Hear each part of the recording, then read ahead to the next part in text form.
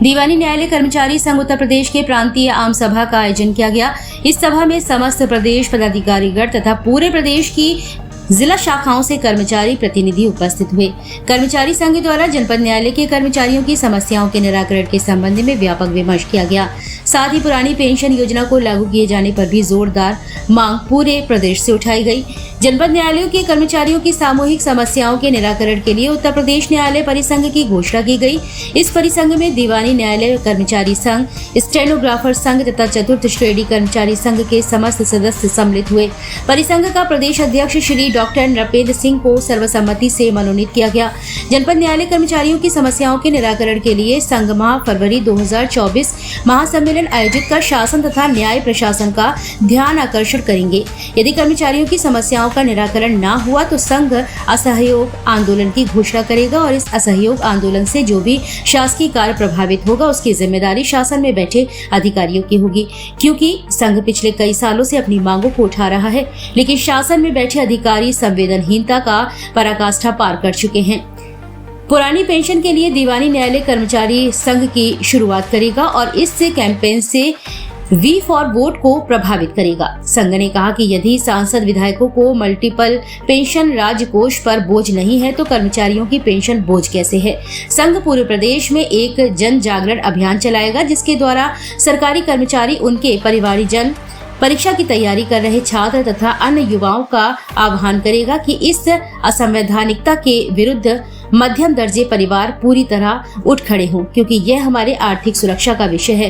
कार्यक्रम का संचालन नरेंद्र विक्रम सिंह महासचिव ने किया। कार्यक्रम में जिला झांसी से रवि प्रताप सिंह, प्रांतीय संगठन सचिव IA जैदी, संरक्षक दयाराम पांचाल, अध्यक्ष राहुल चंद्र गौतम, सचिव मुकेश कुमार शाक, वरिष्ठ उपाध्यक्ष शैलेंद्र सिंह, सांस्कृतिक सचिव शशांक कश्यप, कोषाध्यक्ष एवं सदस्यगण शैलेंद्र पटेल, मनीष पंकज, अजय देव, नीरज गुप्ता, आशीष गुप्ता, शुभम कुमार तथा कर्मचारी गण योगेश राव, आशीष मिश्रा आदि लोग उपस्थित रहे।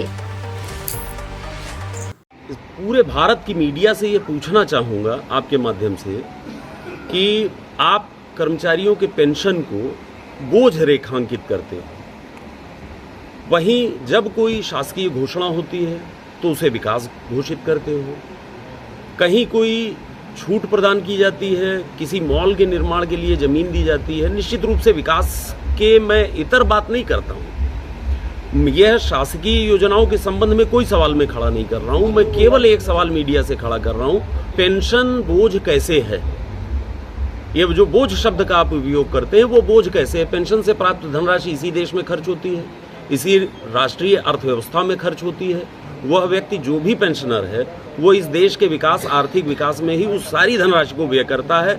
अगर कुछ बटोरता है तो वह भी किसी बैंक में ही जमा करता है। वह कुल मिलाकर के इस देश की परिसीमा में व्यय होती है वो धनराशि। तो पूरे मीडिया से मेरा यह सवाल है कि पेंशन कोई भी बोझ नहीं है। गलत तरीके के रेखांकन, गलत शब्दों का प्रयोग करके हमारी भावनाओं को आहत न करें। वह आर्थिक भविष्य है और इस राष्ट्र की अर्थव्यवस्था में व्यय की जाने वाली धनराशि है जो राष्ट्रीय उन्नति में सहायक है। कृपया ऐसे शब्दों का प्रयोग करें। धन्यवाद। मैं नरेंद्र विक्रम सिंह, प्रांतीय महासचिव हूँ न्यायिक कर्मचारी संघ का। पूरे प्रदेश के जनपद न्यायालयों के कर्मचारियों को आज हमने इकट्ठा किया है और बड़े लंबे समय से उत्तर प्रदेश शासन हमारे लिए कुछ गलत शासनादेश जारी कर रहा है, कुछ शासनादेश जारी नहीं कर रहा है। नियमावली संशोधन 3 साल से प्रतीक्षित है। हमारी टैगलाइन होती है न्यायपालिका की, न्यायम् मम धर्मः। आज हम अपने लिए न्याय मांगने और उसके तरीके पर विमर्श के लिए इकट्ठा हुए हैं और हम न्यायपालिका के कर्मचारी जो इस भारतीय जनमानस को न्याय प्रदान करते हैं, अब दृढ़ संकल्पित हैं कि हमें अपने लिए न्याय पाने को क्या करना होगा। आज शाम तक हम इस पर पूरा विमर्श करके शाम तक इसकी घोषणा इसी सदन में करेंगे। तो चाहे कुछ चीज़ें थी, मितकाशित का मुद्दा था और थोड़ा सा स्थानांतरण उन्होंने किया, मगर एक काफ़ी लंबे समय से चीज़ें और रुकी हुई हैं। तो वो चीज़ें ऐसी हैं कि जो अब एक काफ़ी अब हमारा सबर का बांध टूट रहा है और अब हम उस कार्रवाई की तरफ बढ़ रहे हैं कि हमें एक ठोस निर्णय लेकर माननीय उच्च न्यायालय को एक हमें चेतावनी देनी होगी कि इस निर्णय तक, अगर इस स्थिति तक हमारे कार्य नहीं होते तो हम किसी एक उस तरफ बढ़ेंगे जहाँ कार्य प्रभावित होंगे, कार्य बाधित होंगे, और हमें उस तरफ बढ़ने के लिए बाध्य होना पड़ रहा है। हम बड़े अनुशासित सिपाही हैं अपने विभाग के, और हम उस चीज़ों से बचते आए हैं।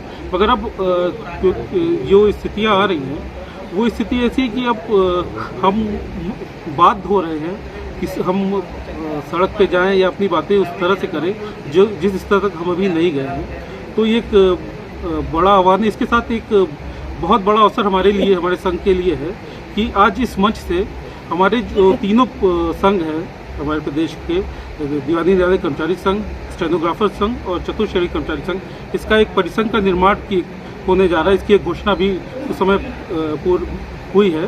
तो ये हमारे संगठन के लिए एक बहुत बड़ा दिन है, और आज हम एक मंच पे, हम तीनों संगठन हम एक मंच पे आए हैं अपनी मांगों को लेके, और उनके लिए हमने जो एक साझा मंच तैयार किया है, उस एक मंच के माध्यम से हम अपनी सामूहिक मांगों के लिए हम संघर्ष करेंगे। और उसी के साथ साथ एक जो मेन हमारा बहुत एक बड़ा मुद्दा सभी कर्मचारियों का है, पुरानी पेंशन का, इसके लिए भी एक सामूहिक रणनीति हमारे तीनों संगठन बना के इस तरह हम उस पर आगे बढ़ेंगे। इसके बाद भी आपकी मांगे नहीं मानी जाती तो फिर आगे क्या कदम होगा? आगे अगर इसके बाद हमारी मांगे नहीं मानी जाती तो हम जो भी हम असहयोग आंदोलन और जो संविधान अवज्ञा आंदोलन है, हम उस तरफ बढ़ेंगे। हम जिलों में प्रदर्शन होगा, उसके बाद हम सामूहिक अवकाश है की तरफ बढ़ेंगे। उसके बाद अगर नहीं होगा तो हम हड़ताल जाएंगे, एक पेन डाउन हम हड़ताल करेंगे, और जिस स्तर तक भी हमें जाना होगा हम जाएंगे। जब जो हमारी मांगे अगर एक तय समय पे नहीं मांगी गई तो हम